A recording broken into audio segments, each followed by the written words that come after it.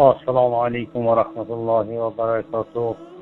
من از تاجیکستان بنده خوب هستم. میخوام پیام خود را برای شما برسانم و گفتنی هستم که سوالات دارم که در مسئله حجاب، وقتی که این زنهای تاجیکستان حجاب را برای خود فرض نمی شمارند و میدانند که این لباس عرب است، وقتی که فوت میشن بالای سراجهایشان این لباس های ملی را میمانند، نمیدانند که این لباس سطر یا این حجاب برای مرده آنهاست یا برای زنده هاشان. فقط آنها بالای سراجه میپوشند. این باید که خلق بداند که آن زن هست که به حجاب است، لیکن آنها فاحشه هستند و بی حجاب هستند و عریان هستند.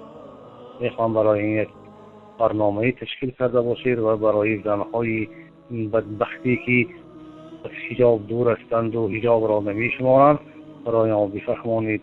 آنها یک دلیل دارند که یک زنی فاحشه‌ای که وقتی که کمونیست ها تاجیکستان آمده گرفتند، همه وقتی سطرشان را این پرنجیشان را پرافتند، آن زن را مادری خود و قهرمان می شمارند.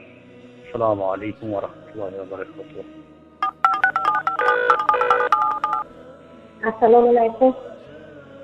من استودنت خودی خدوات من استودنت. من میخواستم فکر خودم را درباره این حالتهایی که در تاجیکستان شده ایستاده بیان نمایم. حاضر بسیار برآمدها شده درباره حالت تاجیکستان، مردم تاجیک. من میخواستم فکر خودم را بیان نمایم. خیلی یک حدیث در حدیثی از پیامبر ما یک حدیث هست که در دور پیامبر ما صلی الله علیه و سلم پیامبر ما به نزد مردم طایف رفته برای دعوت رفتند. اون در آنجا سنچار شدند. اون کس سنچار شده بسیار زحمت کشیدند. همان وقت جبریل نزدشان آمده گفتند که مردم را چطور عذاب دهند. اون که پیامبر صلی الله علیه و سلم عذاب مردم را نخواستند از الله خواستند که همان یک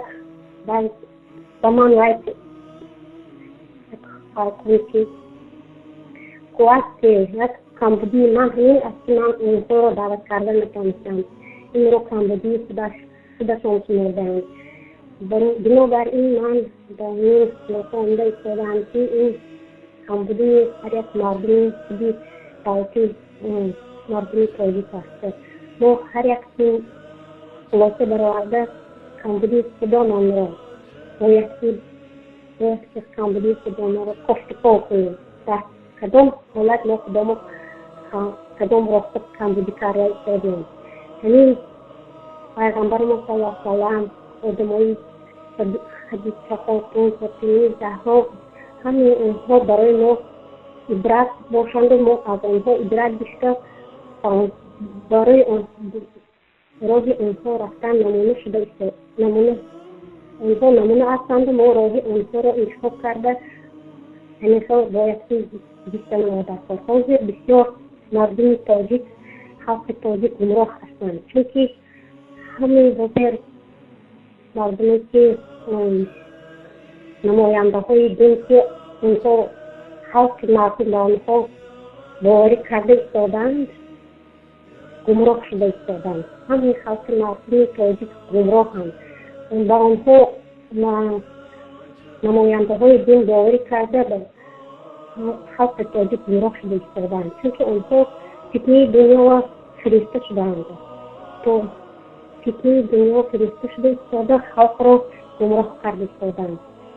چونکه حقیقت را دیده ایستاده، حقیقت را به مردم فهمانده دادن نتوانسته ایستادند.